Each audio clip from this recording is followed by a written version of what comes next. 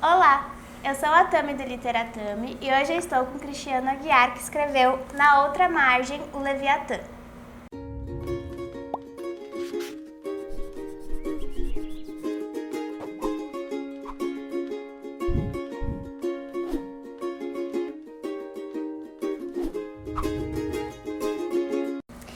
Bom, então, em primeiro lugar, muito obrigada por aceitar gravar para o Literatame. Eu fiquei muito feliz e adorei a leitura do seu livro, já falo logo de cara que legal. foi uma surpresa muito boa. E eu queria, toda vez que eu entrevisto um autor, eu gosto de pedir que ele fale um pouco sobre o livro dele, porque eu acho que os autores revelam bastante da obra quando falam a respeito delas. E eu acho que o do seu livro ser ainda mais interessante porque uma sinopse dele já pressupõe uma questão assim que me passou pela cabeça o tempo todo. Acho que todo mundo que lê também se pergunta, tipo, a que gênero pertence esse tô ligado, livro, isso, assim, né? né? Ele expande os limites do conto, é um romance. Queria que você falasse um pouco sobre isso. Legal. Eu agradeço muito o teu convite. É muito legal estar conversando meio... Você perguntou assim, os autores revelam coisas do livro, né? Mas eu acho que o que se revela mais sobre o livro, no meu caso, é o que vocês, leitores, leitoras, passam para mim. E é até irônico, eu digo isso até, já disse isso em evento, em outras entrevistas, eu ganho a vida falando de literatura, né? Ou porque eu dou aula, ou porque, sei lá, escrevo sobre literatura, né? Faço resenha, como você sabe e tal. Mas às vezes eu tenho muita dificuldade de enxergar meu processo, ou de enxergar o que o livro é, ou como ele caminhou, não é? Claro, eu não vou te deixar sem resposta, não vou deixar a galera também, né, na mão, né? Mas o Na Outra Margem, Leviatã é um trabalho de um bom conjunto de anos já, né? Até ele chegar, ele foi lançado há mais de um ano já, né? A gente lançou aqui perto, na Banca Tatuí, né? Primeiro, acho que eu vou começar pelo final da tua pergunta. Então, apareceram algumas resenhas ou alguns leitores que escreveram para mim perguntando o que o livro era, né? Se o livro é um romance, ou se é um livro de contos, ou se é uma novela. Eu vejo ele como um livro de contos. As pessoas têm dúvidas, eu vou contextualizar isso porque tem pessoas que provavelmente não leram o livro, né? Imagino talvez a maioria, enfim, né? Mas o livro ele é narrado ou ele é protagonizado por um mesmo personagem que chama-se Lucas Mota, né? Esse personagem ele é um pouco um alter ego meu. E você tem alguns contos em que personagens vão se repetindo ao longo das narrativas. Então, às vezes o personagem num conto A, ele é o protagonista, e aí num conto C ou D, ele aparece, sei lá, ao fundo como um personagem bem secundário. Então, essas coisas vão aparecendo e isso dá algum tipo de unidade ao livro. E também é um livro que é muito livro sobre espaço, né, sobre a cidade. Então, é um livro que se passa muito em São Paulo. É um pouco a visão de um nordestino, de um imigrante, na cidade que, por enquanto, eu escolhi morar, que é a cidade de São Paulo.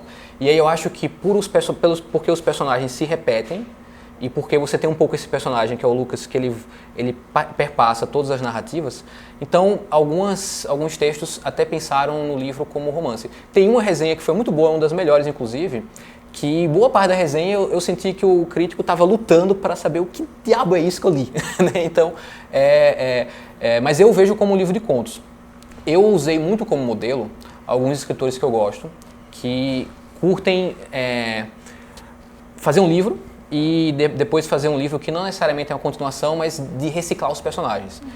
Caras como Balzac, por exemplo, ou um escritor contemporâneo argentino que eu curto muito, que é o Juan José Saer, né? Eles fazem isso. Às vezes você tem um personagem que é um coadjuvante de um livro, aí no romance seguinte, ou 2 livros depois, esse personagem reaparece. E tem um tipo de livro que eu gosto muito, que é exatamente esse livro em que os contos eles dialogam muito entre si. E aí eu usei para estruturar o Na Outra Margem do Leviatã 2 livros. O Vidas Secas, de Graciliano Ramos, que para mim é um livro de contos e não um romance. A galera geralmente chama de romance e tal. Eu não vou muito por aí, eu acho que é um livro de contos. E As Crônicas Marcianas, do Ray Bradbury, que eu também vejo como um livro de contos e que, de alguma maneira, tem esse panorama também que os contos ecoam, né, na colonização de Marte e tudo mais. E o livro é isso. Então, o livro é sobre um conjunto de personagens, né, e esse conjunto de personagens, eles, de modo geral, não todos, mas eles moram na cidade de São Paulo, eles têm São Paulo como referente cultural, e em algum momento eles passam por uma situação de crise. Por exemplo, uma personagem de São Paulo, que é a Faustine, e aí ela é militante de movimentos sociais e tal, e ela vai, por exemplo, ver uma desocupação no interior da Paraíba, né? E aí quando ela entra lá, ela vê aquela desocupação, aquela ruína, aquela destruição, ela entra num processo meio de epifania. Ou um outro personagem que é a Lina, que é a arquiteta, que está presa com o Lucas num prédio, num elevador na Rua da Consolação, num prédio na Rua da Consolação. E aí o desconforto do corpo, né, o do corpo desconhecido, em especial ela como mulher com um homem, né, um homem desconhecido, que ela não sabe quem é, num espaço fechado escuro. E isso faz com que o elemento da memória, as questões de problemas com o pai dela, por exemplo, apareçam. Então vai um pouco por aí, né? E sempre tem um pouquinho de um elemento, eu acho que são contos que têm uma pegada anacrônica, têm uma pegada numa coisa mais intimista, mas eles têm às vezes uma atmosfera com fantástico também.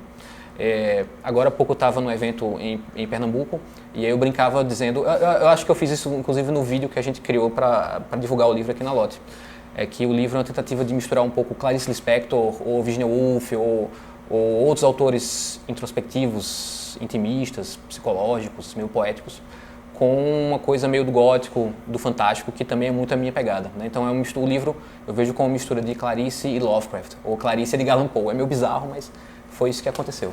Eu acho legal essa ideia, porque eu não gosto muito de colocar os livros em caixinhas de gêneros, assim. Então, mas ao mesmo tempo também gosto de enxergar como às vezes a literatura cria novos gêneros, né? Então talvez você e esses autores que você citou como inspiração tenham instaurado novos gêneros e a gente ainda não tem exatamente um nome para essa fluidez. Pode ser. Eu não tenho a pretensão de ter criado algo novo, né? Eu acho que eu estou mais na sombra desses caras, desses escritores e escritoras que me influenciaram. É uma coisa que eu digo para meus alunos, lá na Letras ou em outros lugares que eu vou dar aula, cuidado com a teoria, assim, cuidado com uma certa arrogância das teorias. A literatura está sempre 2 passos na frente da teoria e ela nunca está nas caixas. As caixinhas, eu concordo contigo, são super importantes, elas dão para a gente um norte, ajudam a gente a entender a literatura, mas a literatura está para além disso, né? E eu acho que a gente, como escritor, escritora, como crítico, professor, professora, tem que abraçar a literatura nas suas contradições, nas suas idiosincrasias, né? Não, total. E talvez você não tenha mesmo instaurado uma coisa nova, mas pra gente ainda é novo, né? É legal. Pra crítica ainda é algo novo. Sim, porque eu acho que a gente ainda pensa a crítica muito como o lugar de botar tudo nas caixas. E tem um pouco isso, só que a gente precisa talvez baixar um pouco a bola da crítica e entender a literatura nisso, no que ela é, na vida dela, né? Eu acho também que, continuando nessa questão da indefinição do gênero, né? Eu acho que essa sensação que o livro causa de indefinido na gente tem muito do fato dele ser um livro que se movimenta bastante, né? E ele usa muitos passos de digressão, de retornos, e também ele é formatado em quebras e divisões de texto bastante arrojadas, eu acho, além de nos apresentar também personagens que são organizados no tempo como se eles nascessem uns dos outros. Isso é muito bacana. E essa configuração do texto e a maneira com que os enredos se entrelaçam, como você falou, me fizeram pensar nesse livro como um percurso investigativo por memórias inacabadas. Sim. Eu concordo contigo. Eu acho que a questão da memória ela é fundamental. Para mim, uma das perguntas que eu me fiz no livro, na verdade é um pouco mentira minha, né? Eu vou fazendo no instinto e depois eu paro e para ficar chique eu digo, eu pensei isso, né? Mas um pouco do instinto era o que faz com que a gente se organize e se desorganize por dentro. Eu acho que é um pouco isso, né? E aí é por isso que eu coloco os personagens em situações limite. Como é o caso da Faustine, que eu falei, ela tem 2 narrativas em que ela aparece com mais... Tem 3 narrativas em que ela aparece, por exemplo, com mais frequência. Uma delas, ela entra num elevador e aí ela vê o espelho do elevador partido e isso faz com que ela entre em crise, pense questões sobre a existência.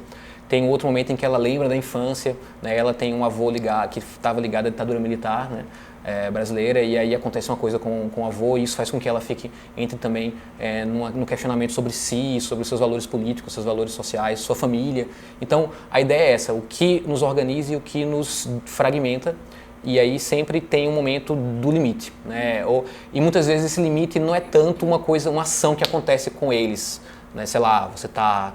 Vamos imaginar uma cena que não acontece no meu livro, eu não lembro. Você está andando e aí alguém faz um ato de violência com você, aponta uma arma, uma coisa assim. Não é esse tipo de coisa. Geralmente é por aí. É uma coisa muito banal que puxa um fio da memória e esse fio da memória te leva ao trauma, te leva a contar uma história, né? Contar uma história para si próprio ou para os outros, né? Os personagens do livro, eles também contam muitas histórias uns para os outros. Em parte, eu acho que para se curar. Ah, muito bacana. Essa interrupção do fluxo também está refletida na forma, né? Sim. Eu queria saber qual foi assim, o ponto central do livro, tipo, de onde você partiu para construir o seu livro, de onde surgiu a ideia de fazer esse trajeto desse modo, assim, e como Entendi. você, qual percurso você seguiu para consumar? Surgiu um pouco do cansaço, né? Assim, eu tentei, o processo do livro, ele durou vários anos, como eu te falei, né? O livro é formado por contos que têm tempos de construção muito diferentes entre si. O conto mais antigo do livro chama-se Teresa, né, que é um conto até que tem um flertezinho com o realismo mágico e tal, que é a história dessa senhora que vai morar mora no sertão de Pernambuco e aí a cidade sofre um enchente, ela perde o marido e aí ela vai morar com o filho na cidade grande, pode ser Recife, pode ser São Paulo. E aí, ao longo do tempo, ao longo dos anos, eu fui tentando construir algumas narrativas e para projetos diferentes e tentando entender o que eram esses projetos, né? E nenhum projeto dava muito certo. E aí, eu digo isso numa boa, inclusive, eu acho que tem uma certa caminhada na literatura, que é uma caminhada do fracasso, que ela é muito importante, porque o fracasso vai revelando aquilo que você pode abrir mão e aquilo que você não abre mão de modo nenhum no teu trabalho como escritora ou escritor. E aquilo que você não abre mão de modo nenhum é a tua essência como criadora, né? Ou como criador. Então, com o fracasso de alguns projetos ao longo dos anos que eu tentava fazer com que eles dessem certo e não funcionavam, eu acho que o efeito colateral disso super positivo foi o fato de que eu consegui encontrar o livro. E aí, lá para 2014, no final de 2014 e começo de 2015, eu comecei a entender que tinha um conjunto de textos que estavam dialogando super forte entre si. E eu pensei, eu curto Vidas Secas, como eu te falei, eu curto livros como o Crônicas Marcianas, ou autores que gostam de fazer essa caminhada uns com os outros. Então, por que eu não faço algo parecido, né? E aí, com isso é que eu acho que eu comecei a descobrir o que era, né? O que era o livro, né? O que era a obra e construir esse mosaico. E aí o livro era um pouquinho maior, inclusive, havia 2 outros contos que faziam parte do livro, mas no processo de edição com o pessoal do Lote 42 a gente acabou decidindo colocar eles um pouco na geladeira, quem sabe eles voltem, né, em algum momento, né? Mas era o que eu precisava fazer, no fim das contas, tirando tudo, o que dava certo era isso e o que eu acreditava era isso. É essa forma que você encontra no livro agora. Okay. Bom, então a maior parte das narrativas, você falou, se passa em São Paulo, né? E aviva muito de uma certa imundície de São Paulo e mostrando que a podridão de São Paulo às vezes vem de um acúmulo de dejetos que navegam pelo rio que corta a cidade, né? Tem todo esse simbolismo. E eu acho que esse acúmulo se assemelha muito ao acúmulo de lembranças que caracteriza a memória humana, que é algo que você também explora no livro. Sim, concordo. E essa correspondência entre o coletivo e o particular costura todo o livro, que tem um viés político também muito forte, e ao mesmo tempo ele imprime boas cargas de pessoalidade à narrativa. Do mesmo modo, também vão atuar em conjunto o realismo e o fantástico, como você disse, e isso pinta com muita veracidade as cores paulistanas. Eu queria saber, você acha que o seu livro poderia se passar em algum outro lugar que não em São Paulo, ou ele foi construído tendo como base o solo paulistano? Ah, legal. Eu acho que ele não poderia ser construído tendo como base outra cidade como São Paulo. Eu acho que alguns dos problemas que os personagens enfrentam, né, são problemas que você vai encontrar em boa parte das grandes cidades brasileiras ou em outros lugares. Mas eu acho que tem uma cor ali, né, tem uma atmosfera, um elemento que é... Eu já disse isso em outras conversas, que eu sou muito uma esponja dos lugares onde eu estou. Então, por exemplo, se eu estou morando... Houve uma época que eu estava morando nos Estados Unidos, né, fiz parte do meu doutorado lá, e aí tenho 2 narrativas que se passam na cidade onde eu morei, né, lá na Califórnia. Então, quando eu morava em Recife, tem narrativas que se passam em Recife. Onde eu estou, naturalmente, eu incorporo o lugar naquilo que eu escrevo, naquilo que eu construo ficcionalmente. Então, se eu estivesse, sei lá, morando em Belo Horizonte ou em Campina Grande, a minha cidade natal, talvez algumas questões fossem parecidas, talvez até o livro se chamasse Na Outra Margem do Leviatã, mas haveria alguma pegada, algum tom que seria daqueles espaços especificamente. Talvez as mesmas questões acontecessem, mas aqueles espaços seriam os espaços fundamentais. E você falou da coisa política, assim, eu tinha uma consciência de que havia elementos políticos. E me surpreendeu muito as pessoas apontarem muito isso, mais do que eu imaginava. Até enxergando elementos políticos que eu sabia que estavam lá, mas eu não sabia que dialogavam tanto com as pessoas imediatamente. Talvez porque seja um livro que nasce num período de crise mesmo, né? É um período de crise seja uma crise pessoal minha em relação a determinados caminhos políticos do país, enfim, a gente não precisa nem falar, né, dos desdobramentos dos últimos anos, seja uma questão contextual dos leitores também. E em relação ao Rio, sim, o Rio é uma coisa que é muito importante para mim, né, a conexão com o Rio. Quando eu morei em Pernambuco, eu morei 11 anos no Recife, e aí eu morei na beira de um rio, né, e todo dia eu enxergava esse rio da minha varanda. E eu lembro que quando eu me mudei para São Paulo, a primeira semana, veja só, primeira semana eu fiquei completamente desorientado.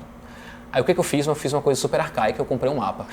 Fui numa banca na esquina, comprei um mapa, e aí eu abri o mapa assim, em cima da mesa, e eu falei, como eu vou compreender essa cidade? Como eu vou compreender isso daqui?